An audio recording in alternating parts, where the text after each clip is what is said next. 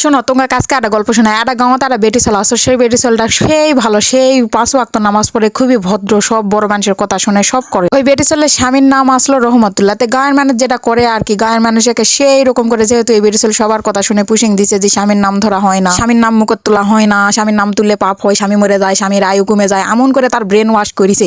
ওই বেটি ছেলে নামাজত বসেও সালাম ফিরার সময়ও কছে আসসালামু আলাইকুম ইয়াসলের বাপ, আসসালামু আলাইকুম ইয়াসলের বাপ। যেহেতু ওর স্বামীর নাম রহমতুল্লাহ, আসসালামু আলাইকুম ইয়া রহমতুল্লাহ তো কোয়া পারবে না, তাই আসসালামু আলাইকুম ইয়াসলের বাপ, আসসালামু আলাইকুম ইয়াসলের বাপ। কারণ ওই আডাই স্বামীর নাম মুখ দিয়ে উচ্চারণ করা যাবে না। তো এই গল্পটা তোমাকে শোনানোর কারণ এই যে অনেক সময় আমরা দেখা যায় মানুষের কথা শুনে মানুষ মন খারাপ করবে, মানুষ বুঝবে না, মানুষ এই করবে সেই করবে, এটা মনে করে অনেক ফরজ জিনিস ছাড়ে দিয়ে নফল আর কুসংস্কারলে টানাটানি করে। তো জিনকে এখন শুরু হয়েছে মোর সাথে এই ফেসবুকে ভিডিও করালে। তো হ্যালো এভরিওয়ান, আসসালামু আলাইকুম, কেমন আছেন তোমরা? আশা করো অনেক ভালো আছেন। মু আলহামদুলিল্লাহ সব ঝুর ঝামেলা বাদ দিয়ে অনেক ভালো আছো। তো দেখো আজকে ফুলকপি দিয়ে, আলু দিয়ে, মূলা দিয়ে, বেগুন দিয়ে ঝোল করবো। এটা তোমার সাথে গপ্প করতে করতে মোর তরকারি মোটামুটি কোটা হয়েই গেছে। দেখো এদিকে চকাত ভাত তুলে দিছো, আর এইদিকে তরকারি কুটটা বসেছো। এইদিকে ভাতও হয়ে যাবে, এইদিকে মোর তরকারি কোটাও হয়ে যাবে। তরকারি তুলে দিয়ে ঘষকে নাম বেলিয়ে চলে যাবে। যাই হোক, এখন আসি আসল পয়েন্টত। বাসত, ট্রেনত, ভ্যানত, রিক্সাত যখন বেটা ছেলে ঠ্যাঙ্গের সাথে ঠ্যাং লাগে দেয়, চুল উড়াতে বেটি ছেলেরা যায়, তখন জাহান্নামি হয় না। আমি সোশ্যাল মিডিয়াত কটা ভিডিও দিছি চেহারা দেখে আর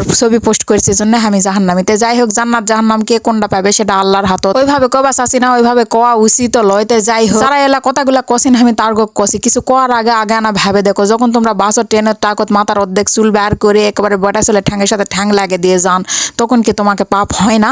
এই ফেসবুকে দুটা ভিডিও দিলেই কি আমরা পাপি হয়ে গেল? আচ্ছা, পাপি হয়েছি, আল্লাহর কাছে তওবা করছি, আল্লাহ জান হাঙ্গক মাফ করে দেয়। কিন্তু চেহারা যদি এই গাঁও 10 গাঁও মানুষের দেখা হয়, চেহারা দেশের মানুষের দেখা হবে আমার মনে হয়। এখন এটি আমি ভুল না সঠিক তোমরা অবশ্যই কমেন্টতে আসে কয়ে যাবেন। অনেক ধন্যবাদ আমার ভিডিওটা শেষ পর্যন্ত দেখার জন্য।